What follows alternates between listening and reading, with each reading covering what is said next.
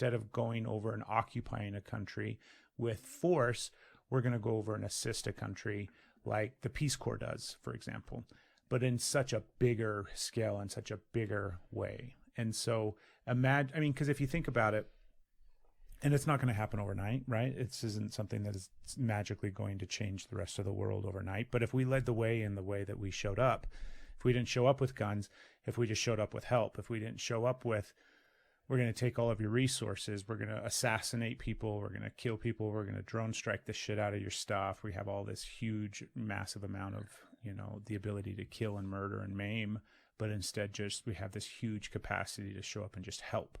Build your infrastructure, because oftentimes I think if we're going to change the mindset of places that, for example, think it's okay to beat the shit out of their wives and rape women, right? And behead women and all these other kind of terrible things that take place.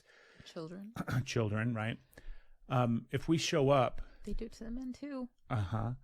And just start changing like their infrastructure and their setup and the education. And that process slowly over time, granted it's going to take a long time, but that would be such a distinctly different approach than showing up with force and killing people. Because it only breeds more. It only creates more. I mean, the problem with, I'm sorry, Craig. The problem with the force, though, is that we use force against those who use force against us.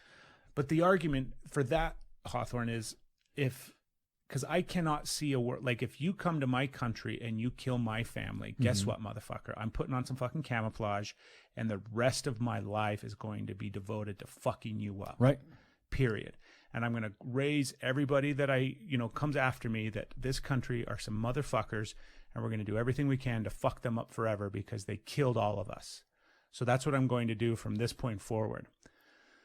That's kind of hard to have that mindset if this other country shows up and helps our country and creates a better place and doesn't kill us. If America showed up and didn't kill people and didn't kill innocent people and innocent people didn't die, it wouldn't take very long, maybe 1 or 2 generations before you'd have a big shift and change in the way that people viewed this country as not infidels, as not people that came in and, killed and took and destroyed, but yet came in and helped and built and uplifted.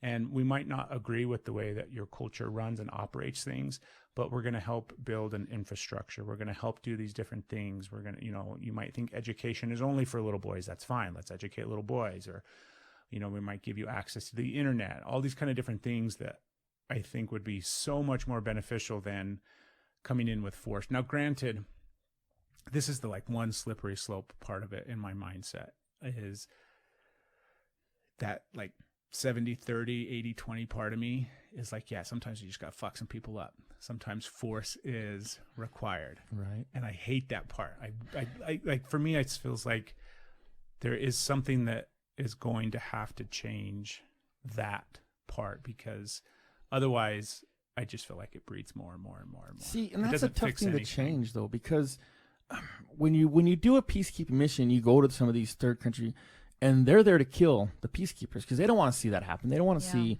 that in there, especially like we talk about the oppressors. They don't want to see people come in and liberate their country. No, they're in charge and they're getting exactly everything they want, and everybody else is just bowing down to them or whatever. So as a peacekeeping unit or peacekeeping doing, we as a country have tried to do that. But look at Iraq in the first 5 years when we had everything done. They had those first elections where they could let women elect. Guess what happened? As soon as we left, they came right back in and did it all back to the same way they did. So that's the force part of it is to protect the peacekeepers. Because they have to have, we saw it all the time in Somalia. The Peace Corps guys are handing out food. They were getting kidnapped and their food was getting taken. The food that was supposed to go to the oppressed, as we call them, wasn't getting that food because the warlords are the ones that ruled the country would steal the food for their families and their people.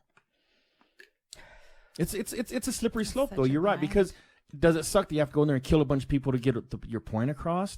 That's not right. You shouldn't have to do that. You know me, because you've seen me work. You've seen me in the jail we were at before. I'm not a fighter by any means. I would rather talk my way out of something than go hands-on with somebody. I'm not that guy. I don't like... from experience that sometimes force, a show of force even, not even just actual force itself, but just that show of force will exacerbate and create a situation, as opposed to showing up without that, right? Like you said, there's times where you can talk yourself out of a situation that could have been very, very dangerous and very, very detrimental, and people could have gotten hurt. But yet the fact that you didn't show up with force, or didn't meet force with force, but sometimes met it with something completely different, nullified that situation. So, and that's the key, though. If you walk into something, the big, bulky guy, and you're staring people down and you have that aggressive look towards you, that's where the force comes from. If you walk in and you kind of give people the soft look, the soft eye, and you try talking to them before you put your hands on them, I've de-escalated more things at the jail by doing that. And you know as well as I do that there was guys that would come in and that's what they want to do, is they want to fight. They want to put their hands on people. I don't know how many times I've stopped somebody like, look here, man, you're making this worse. You need to step outside.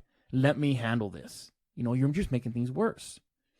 But and that sucks. That's not how things should be handled. That's how I see the big thing, the big global, like that's the example of, I feel like the United States is that fucking meathead that comes in and just wants to put their hands on people and start fucking shit up. Yep.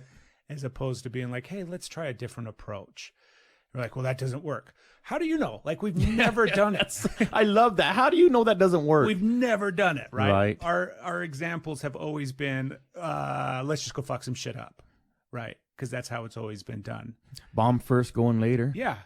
Our show of force is always how it's been done. See, and I'm honestly, too, and I wish anytime I ever went anywhere, I always treated Somalia, Iraq, I always treated people with respect. I treat them like they treat me, And to be honest with you, most of those guys loved me.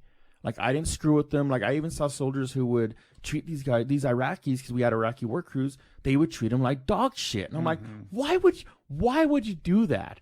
Oh, because they're trying to kill you? No, that guy is not the guy trying to kill you personally. You're taking it too personal on this guy. He's just trying to make money for his family.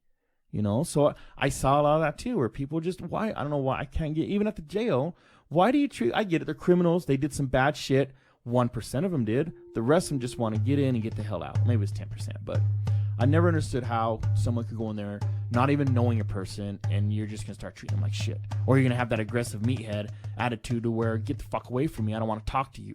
Why would you say that?